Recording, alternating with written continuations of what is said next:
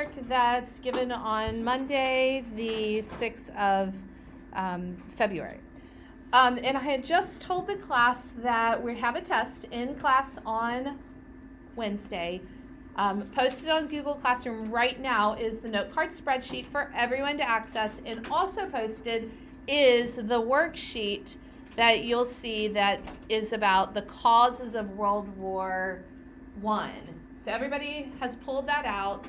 If not, you want to make sure you have this so that you have the filled in blanks. You can, of course, get those from a friend.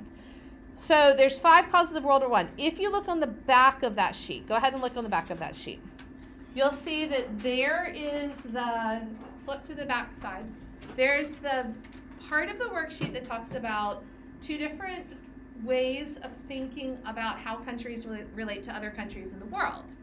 Isolationism, we also could call it non-intervention, or imperialism, we can also call it internationalism. Those are sort of the negative and the positive words for those. For your discussion question, listen carefully because I'm telling you, it's a little written on facts, but I'm telling you right here. For your discussion question, you are going to be expected to choose one of these ways that countries look at their foreign affairs.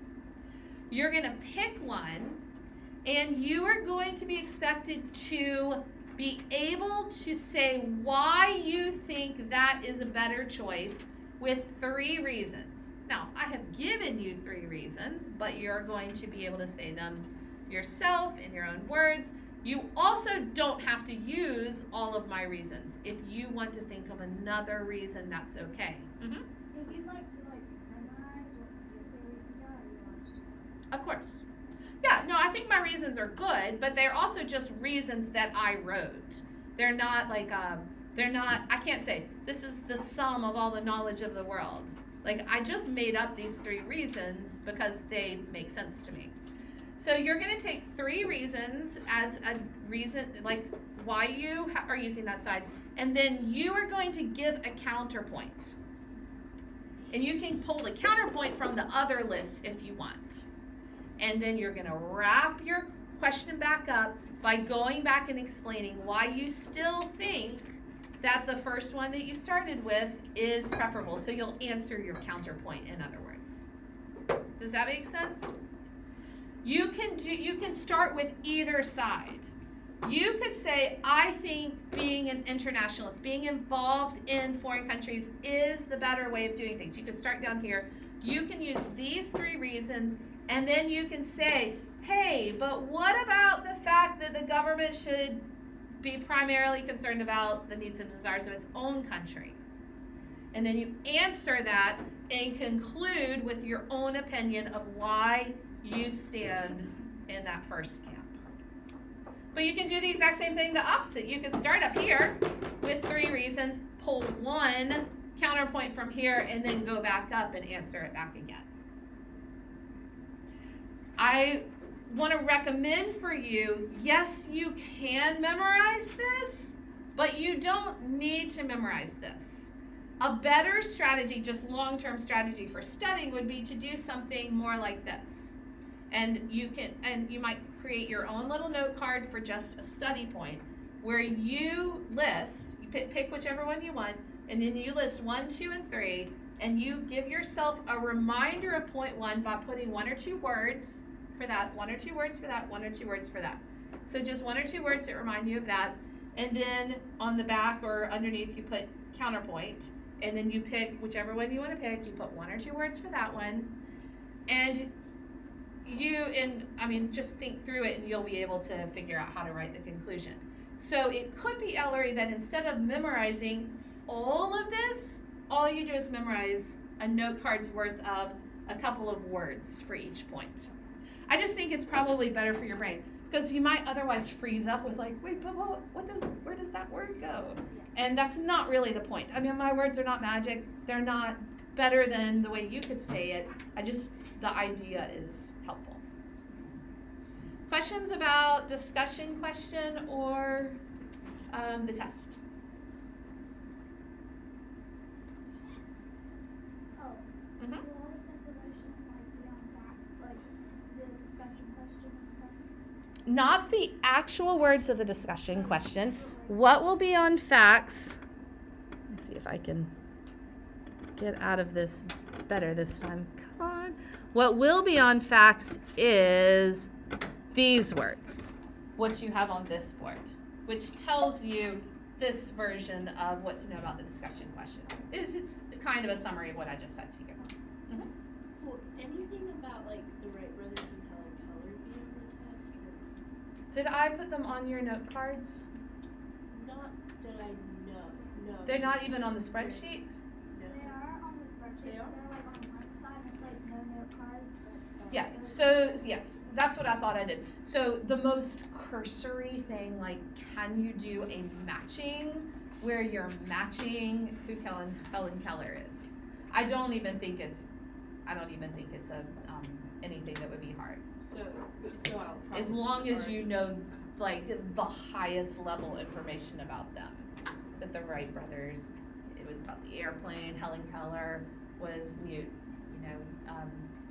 blind, and was really successful anyway. As long as you know just the super, like, high level stuff about them, that's all you have to know. Any other questions? Okay. So for our opening today, because this, I'm going to read you a little bit from the Beatitudes. It sets the pace for both of the two people that we're talking about today, Mussolini and Gandhi. Mussolini and Gandhi were perhaps exact opposites of each other. But Mussolini, who believed Friedrich Nietzsche's idea about strong people should rule over the weak, and he was a will to power kind of person, clearly not reflecting Jesus' way of thinking about the world. Gandhi, in some ways, reflected something that's much closer to the Beatitudes, and yet the fact that he was doing all the good works, he saw doing good works as the way that you get God to approve of you, flips that around too. So I just wanted to start with the Beatitudes as kind of like our high level point of our aspirational point, we'll say, of like whatever in the end we think of Mussolini and whatever we think of Gandhi, there is a greater and a better way. And that's what Jesus offers us in these extremely hard to attain, really difficult words that we call the Beatitudes. So I'm going to start by reading this to you. Matthew 5, starting with verse 3. Blessed are the poor in spirit, for theirs is the kingdom of heaven. Blessed are those who mourn, for they will be comforted. Blessed are the meek, for they will inherit the earth. Blessed are those who hunger and thirst for righteousness, for they will be filled. Blessed are the merciful, for they will be shown mercy. Blessed are the pure in heart, for they will see God. Blessed are the peacemakers, for they will be called the children of God. And that's kind of the theme verse here. That's what Mussolini was not, and what Gandhi was trying to be. Blessed are those who are persecuted because of righteousness, for theirs is the kingdom of heaven. Blessed are you when people insult you, persecute you, and falsely say all kinds of evil against you because of me. Rejoice and be glad, because great is your reward in heaven. For in the same way they persecuted the prophets who were before you. Let's pray. God, as we come to this lesson, we want to just acknowledge that your words are really almost too much for us. They call us to something that's nearly impossible for us to do on our own. And there's a lot of times when we don't even want to do what this passage of Matthew is saying. So we first ask that you would reshape our desires so that we would want to do and to be what the Bible is saying. And also that you would give us the grace and the strength to actually be able to do that.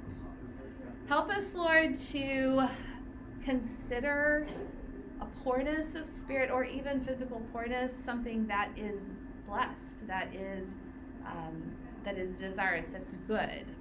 Help us, Lord, to blessing even when we mourn over things because of the comfort that we get from you.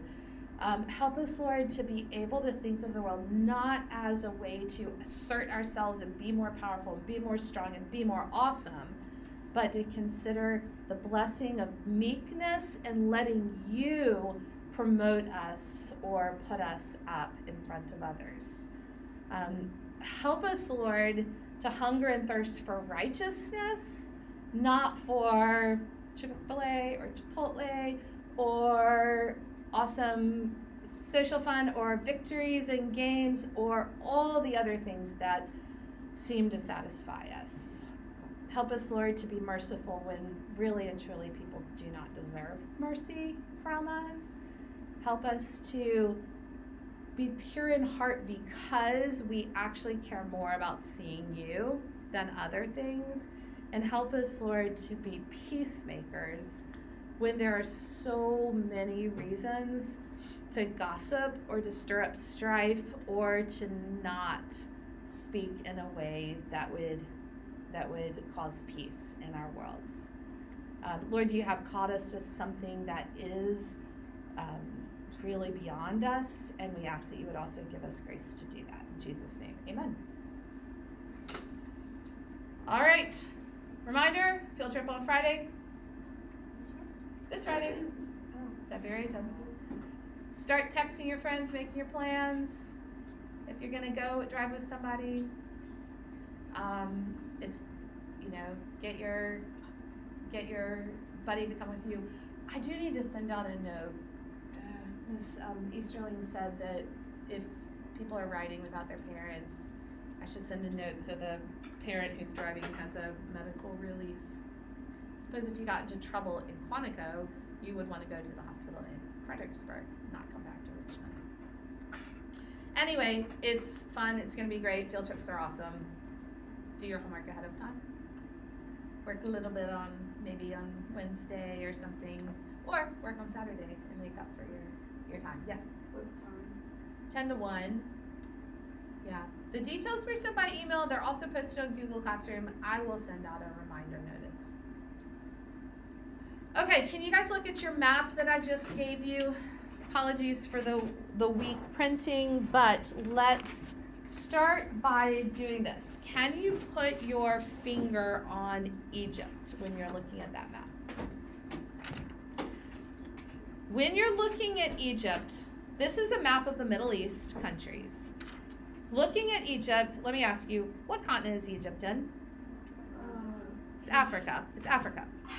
So, if Egypt's in Africa, this reminds us that the Middle East is not a continent. It's a convergence of 3 continents. Which continents? Europe, Africa, and Asia. Exactly. It's where Europe, Africa, and Asia come around. So you have Egypt to remind you that this touches Africa. Now go ahead and put your finger up at Turkey. See Turkey on your map? Turkey is something we've been talking about with the European countries. Turkey, that's where we talked about the Armenian Christian genocide. We talked about right there where you can barely see on the edge of your map, that was where some major battles of World War I were fought. So you have Turkey. Okay, now look, just under Turkey in the middle of the Mediterranean, you have an island country called Cyprus. I think that would be a really cool place to visit. The Mediterranean is so beautiful, and if you get to be surrounded by the Mediterranean, even better. All right, so from Cyprus, go back to the coastline and you see Syria. Go south of Syria, there's Lebanon. South of that is Israel. So Israel, which is in the Bible, like it talks about Israel. Israel was not a nation at all from basically Bible times until just after World War II. So it was recreated as a nation, made as a place for, all the Jews that had gotten shipped out of their countries didn't actually want them back, which is terrible. But the settlement after World War II created a new nation called Israel, and those people who had always wanted a revival of the ancient nation of Israel thought this was great. A lot of the people never got back any of their stuff that was taken from them. They just survived the Holocaust. Some of them went to Israel, some of them settled other places. If you, the map is a little weak on its printing here, but if you look, you can see there's some dotted lines in the middle of Israel, sort of fuzzy dotted lines. That is indicative of how Israel is split into there's like a section of it called the West Bank. And the West Bank is disputed. Israel claims it as part of Israel, but it's also disputed because there are organizations, which Israel calls terrorist organizations, that have control over that area right now. There's constantly fighting going on in that area. And I'll give you as an example, Bethlehem is one of the places there. So last night when I was looking at the map, on my phone, zoom, I zoomed in really close up to Bethlehem and then tapped on it. Generally, if you do that, it'll tell you what country something's in. You tap on it and it'll say Jerusalem. Jerusalem is the capital of Israel, and it'll have it on there. But when I tapped on Bethlehem, it just said Bethlehem. No country at all. Then I tapped on some other little towns that were in that area, and none of them do at the maps say are related to a country, which means that the maps program on my phone is political, which I've told you that before, but it's really fascinating. Just like with the disputed land in Ukraine, it's the maps get all political about who they attribute a city to in there. All right, so that was Israel. Go over from Israel, see Jordan. Are you tracing this with your finger? Syria was above it. I think we already said it now. Go east and you see Iraq. Okay? Continue east and you see Iran. We've talked a bunch about Iran in this year. That's where it is.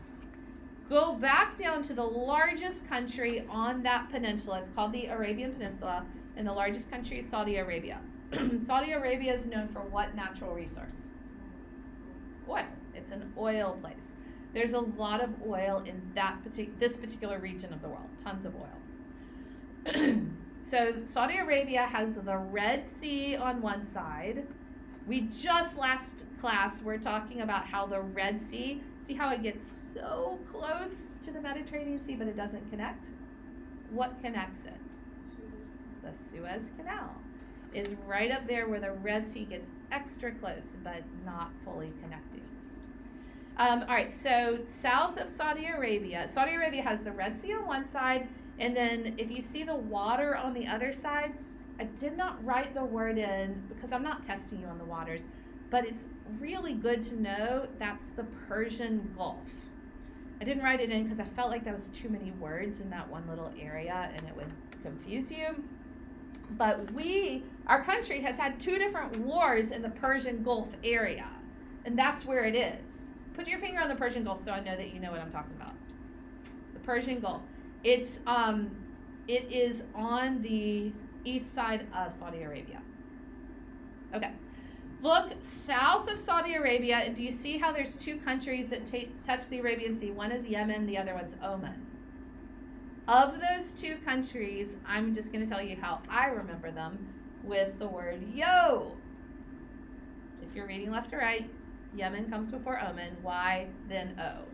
So that's how I keep from getting those confused.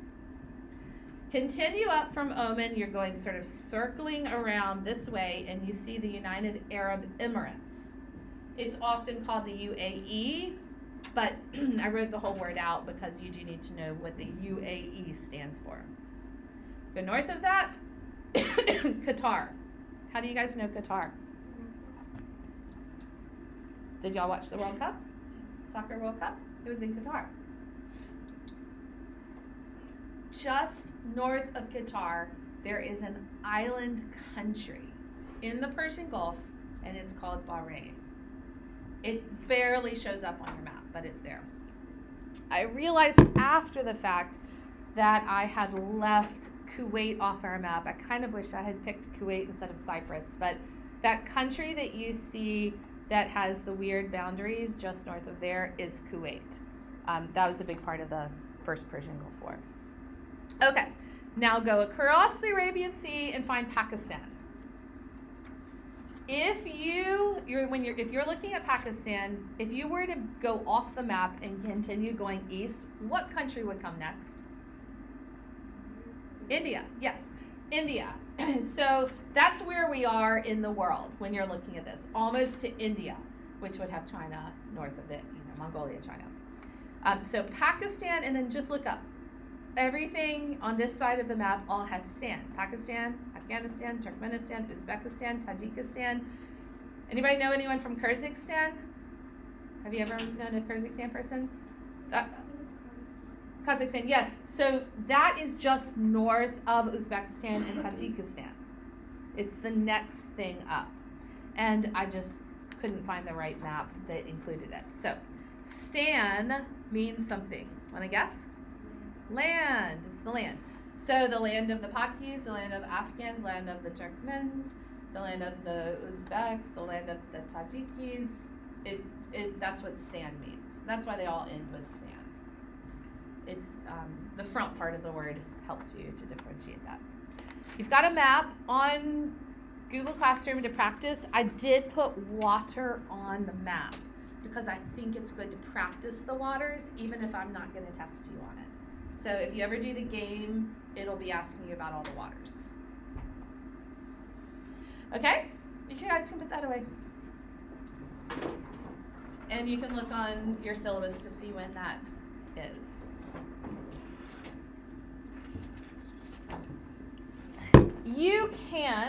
This is sort of an optional, which way you want to do it. You can pull out your note cards if you want to flip note cards while we're going through it.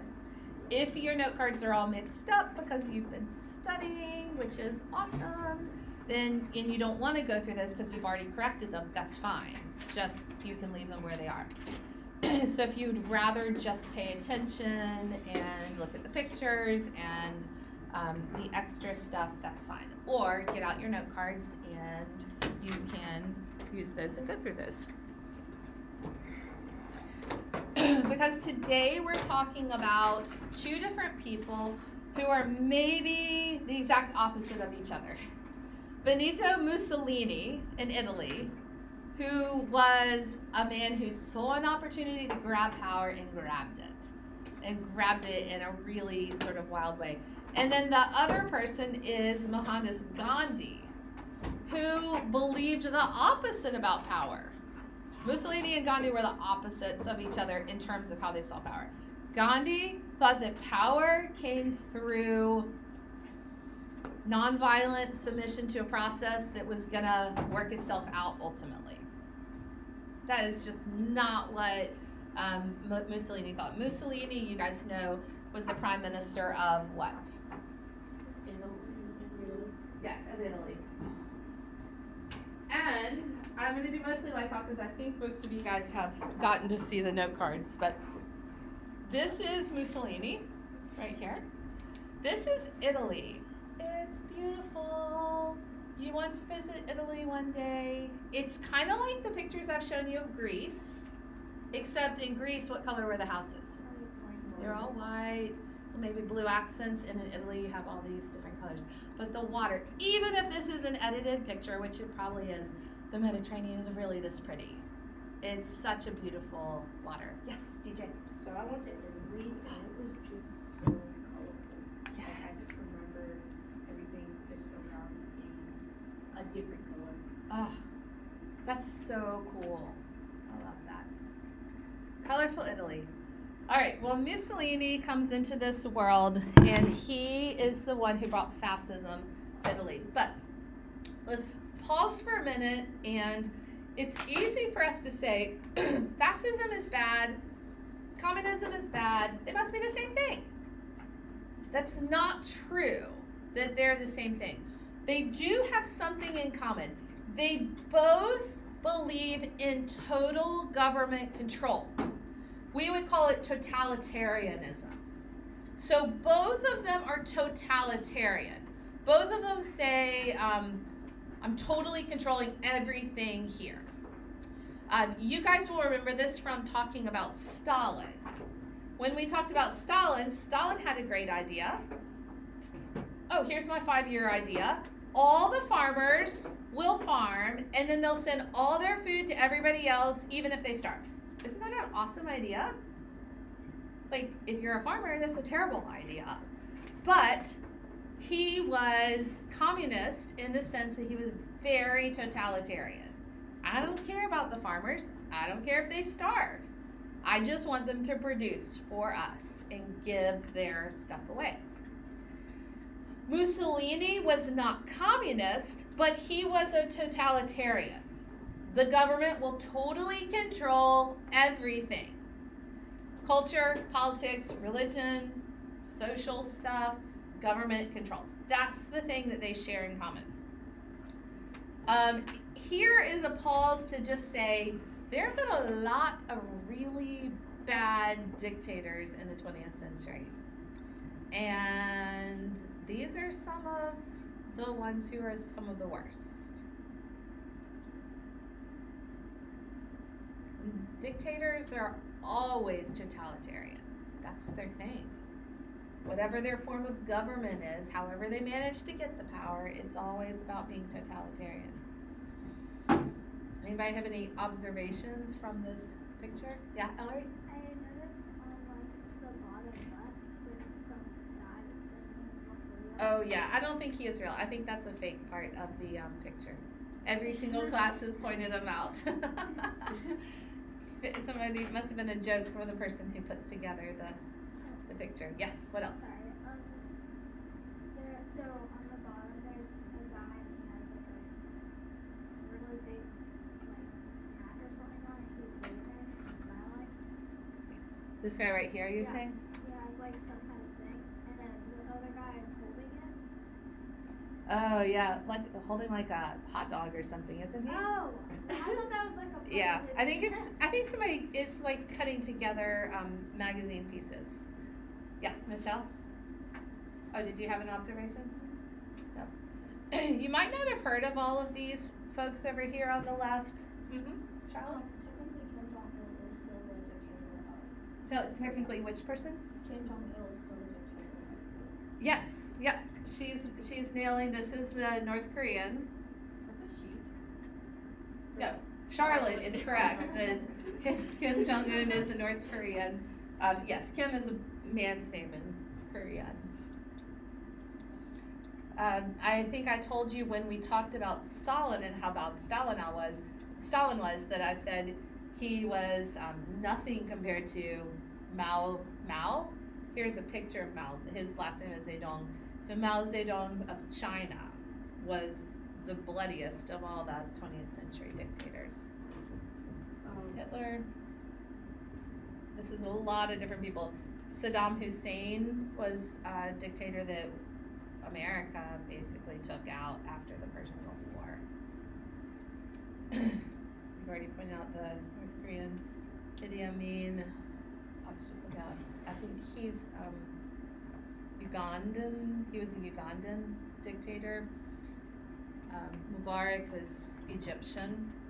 So they show up all over the place, right? Terrible, dictatorial, totalitarian people all over the world in history. Okay, but fascism and communism aren't the exact same. Difference is that in fascism, there is some allowance for capitalism. Like businesses are allowed to operate.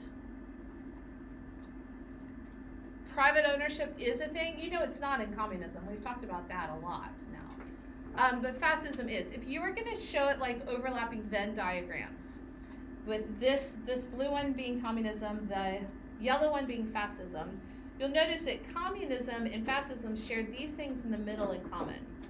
They're talking about societal well-being. They are anti-democratic. Like, neither one of them wants people voting the dictator out. Like, I think I'll vote for the person who is against Putin. How about no? Or like, I'm gonna vote for Hitler to not be the ruler of Germany anymore. That doesn't work. A totalitarian ruler is gonna do what he needs to do to stay in power. State control of resources happens with both of them. Now, communism, we've already talked about economic equality, classless society. Comrade, we are all the same. That's communism. Opposing private enterprise, no capitalism. But fascism, here's something pretty interesting about them. It's all about national glory. These people get power because they say, you need to let me have power. Give me power. And I will bring Germany back from its depression, and I will make Germany a great country again. Under my control, Germany will be as great or better than it's ever been. And Mussolini said, Italy is depressed, is depressed economically, but if you let me have power, I will revive the ancient Roman Empire.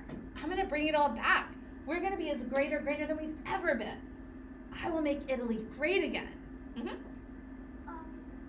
my head, I'm thinking, like, somehow, if he were to say this, then government would have to be like, will show us how you do this. Yes. Is there, like, some sort of, I don't know, like, how did he get past the government, like, talking to them about how he's going to revive? Because it's not probably just going to say, I'm going to start a war and kill everybody. Exactly. So I'm about to show you a clip in just a minute of when he did declare war, and it was a public declaration of war, and I want you to see how people react to him. So the question is, how did he get the people to that point? How did he get them to the mobs of cheering people who think it's amazing that we're about to declare war on Germany, I'm sorry, on Great Britain and France and go fight in a war? Yeah! Like, how did he get the people to that? I mean, there's something about the dynamic of what he promised to them and the presentation, like part of why we talk about the black shirts, is that presentation of power. Oh, you can trust me. Look at me. Like, look how powerful I am. Join me and we're going to be powerful together. So there's a little bit of drunkenness on power. And he appealed, in that sense, to the worst in people. Gandhi was trying to change his nation by appealing to the best in people. Like, you can deny yourself, lay down your life, and we're going to bring about good for our country. Mussolini's trying to appeal to the worst in people. You can have power if you just go on my side.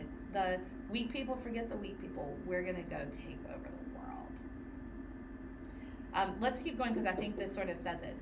Like we just said, he cast this vision of this grand revival of the ancient, amazing Roman Empire, where Rome had control over the entire Mediterranean Sea. They basically ruled the world. It was all the ruins revived again. The power of Italian art, Italian politics, Italian everything. Like, we don't have to be a sideshow with old history. We can be the center of history again. Okay, so where did he get his ideas?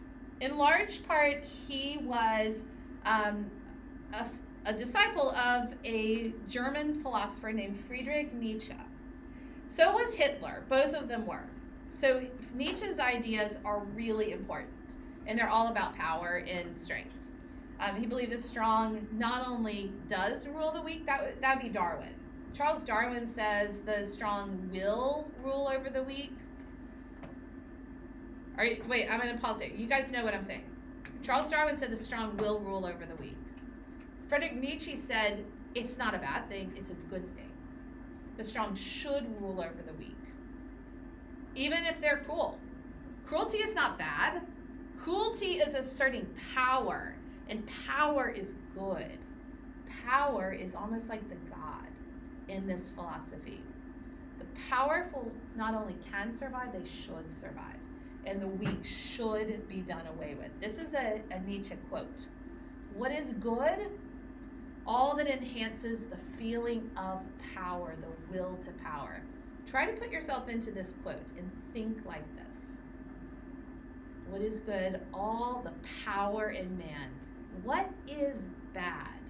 All that proceeds from weakness. What is happiness? feeling that power is increasing, that resistance has been overcome. Happiness is not contentment, but more power. Happiness is not peace at any price, but war. Happiness is not virtue, but competence. This is the first principle of our humanism. The weak and the failures will perish. They ought even to be helped to perish. So in the ideas of Nietzsche, let's think about our own society. What are groups of people that would be considered weak? They're vulnerable. They cannot really take care of themselves. Who would that be? Yeah, DJ? The poor. Yes, poor people. They don't have power because they don't have money. Okay. So the Nietzsche idea, and Hitler and Mussolini would agree with this, is that those who are poor, they don't need help from the government. We really need to be rid of them. Homeless? Ministry? That's a ridiculous idea. Why would you help people like that? It's better for everybody if they die. We need to get rid of them. They only weaken our society. What are other classes of people that are vulnerable like that? Yes? Serfs? What do you mean by serfs? Like peasants? Yeah. Yeah, we're sort of talking industrial world, so think about today's America. What are vulnerable groups of people in today's America? Caleb? Old elderly people, for sure. There's really no reason not to assist them in suicide, or maybe just make sure they just do away with themselves, because what would be the point of preserving their lives? They add nothing to society anymore. They only weaken us. Yes? Maybe like people who don't have money, so they work for like trash truck or something. Right. Unless they're benefiting society because we need their labor, okay, then they're fine. But yeah, they are not really helping us. Yes, Daniel? Sick and like disabled. Exactly. Disabled people, there is no point to their lives. We do not need them. All they do is drag us down. I'll add to that by saying, like, it's often we think like, oh, it's good to speak up for vulnerable populations like unborn people. Not only would that be crazy in this world, but at the same time, there would be no problem with infanticide. Like, not only do we not need to protect infants, like, we should do away with children that are born with birth defects. Like, what are they going to do? They're not going to make our society stronger. You guys see what I'm saying? It is wicked to the core to play out Nietzsche's ideas. And Hitler did it beautifully. He played it out. He scientifically came up with ways to do away with people that he thought weakened the German society. Like, for instance, gypsies. Wandering gypsies, as a race, we just don't even need them. Let's kill them all. Homosexuals, what's up with that? Kill them all. Jews, I don't like them. I want a pure, undiluted, Aryan German race. Let's do away with these people. He was living out Nietzsche's principles when he did that. This is a little side point, but the guy who helped to give Mussolini power was the king, Victor Emmanuel III, who was like a weak king, but he also was a teeny tiny little man. This is him right here. And Mussolini came in, I want you to, he was like, okay, you can be my prime minister. And then he took over. Like black shirts, his special paramilitary, special ops. This is part tagging into, I think you were the one or Ellery, who asked the question, how did he do it? Well, he had all these super powerful looking people who would march around and do military formations and show strength and power. This is his soccer team during this time at the Olympic Games, like trying to intimidate the French team by coming in black shirts and doing the sort of Heil. No, I mean this was to Mussolini, but he demanded that people call him Il Duce, the leader. Give me a title, not just a prime minister. I'm your leader. And this is what the crowds were like during his declaration of war. Where's my video?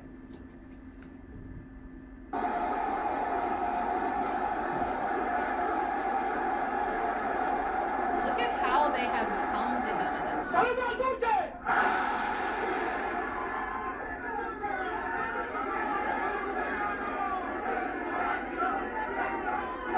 Combattenti di terra, di mare, dell'aria, camicie nere della rivoluzione e delle legioni. Let's fast forward just a little bit to when he makes the declaration of war.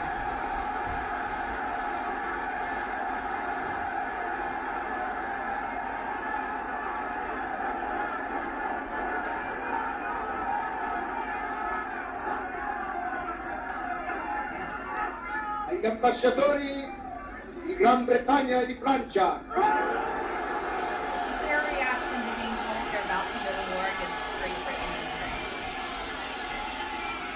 Astonishing power.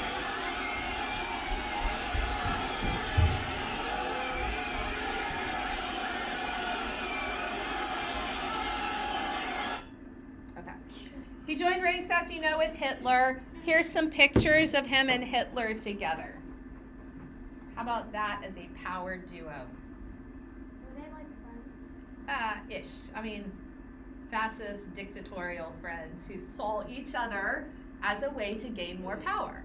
They weren't friends, they just were using each other to improve their own power.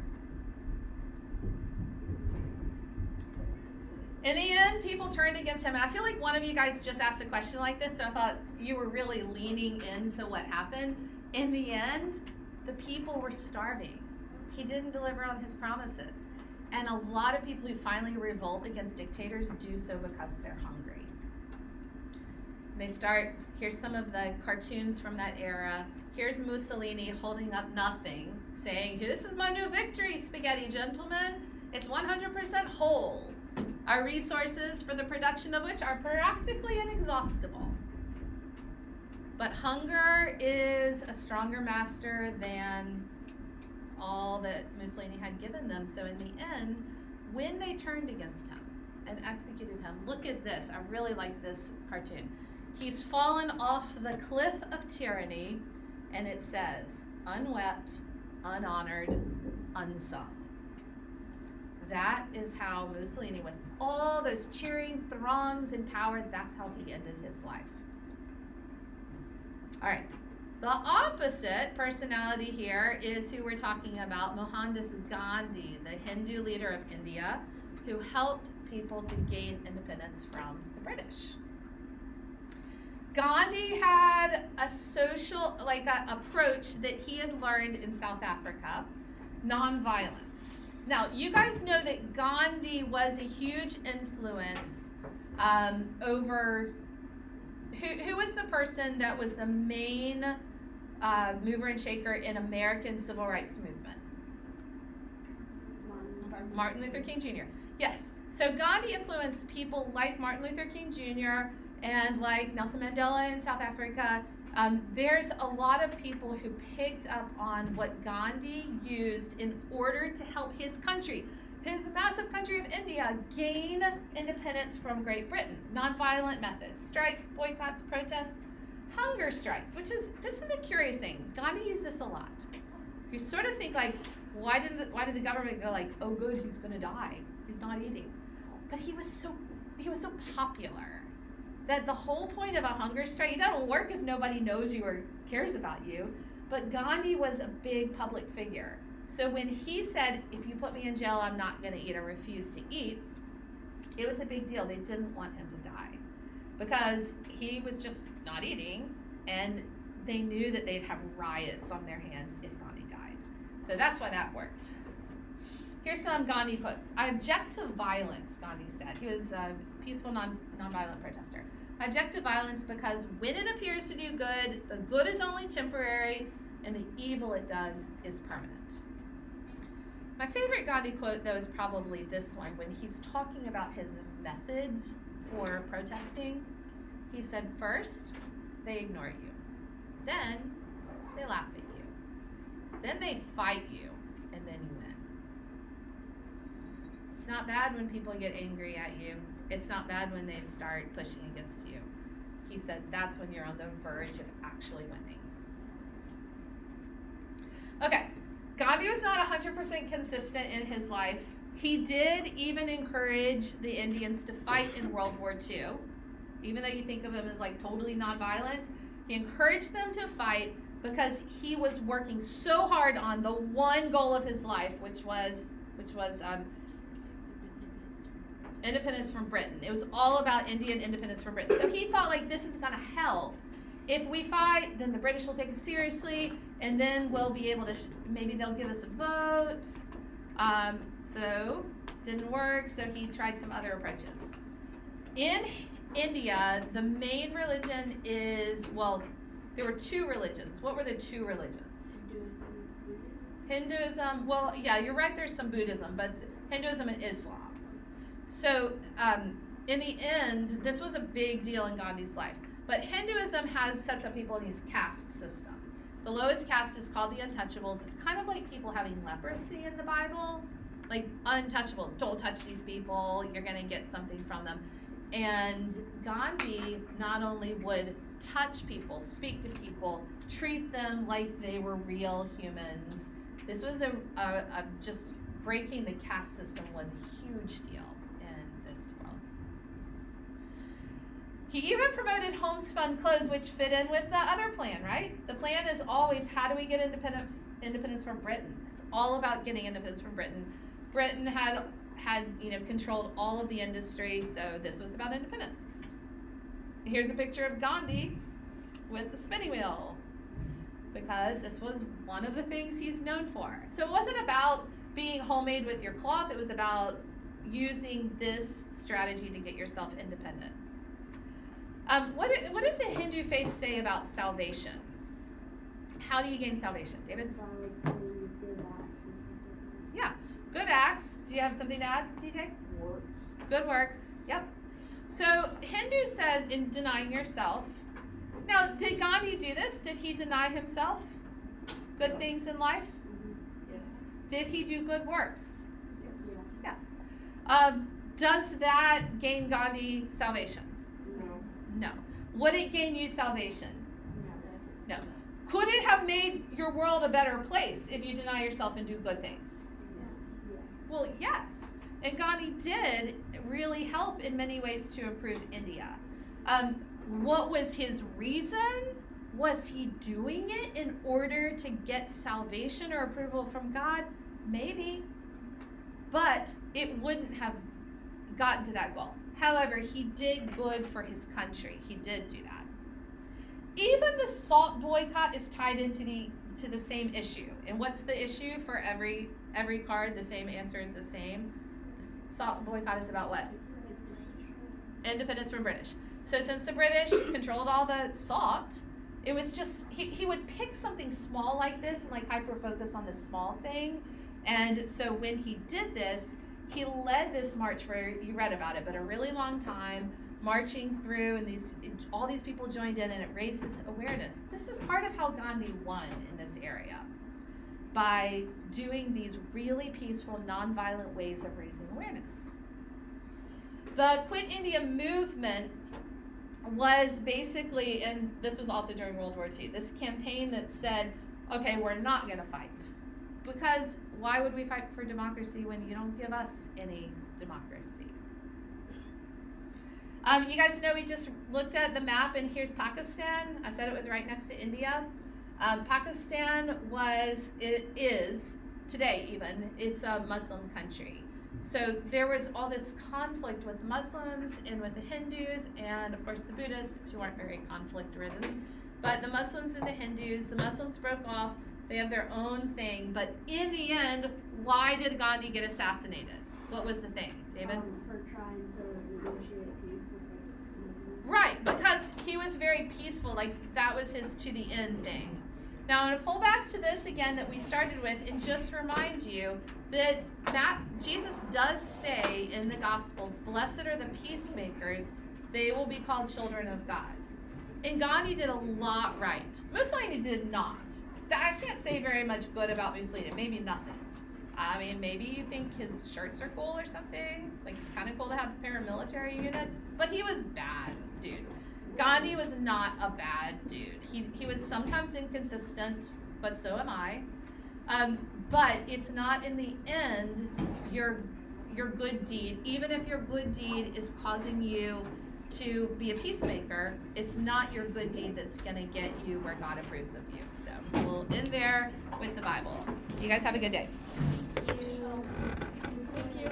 Bye.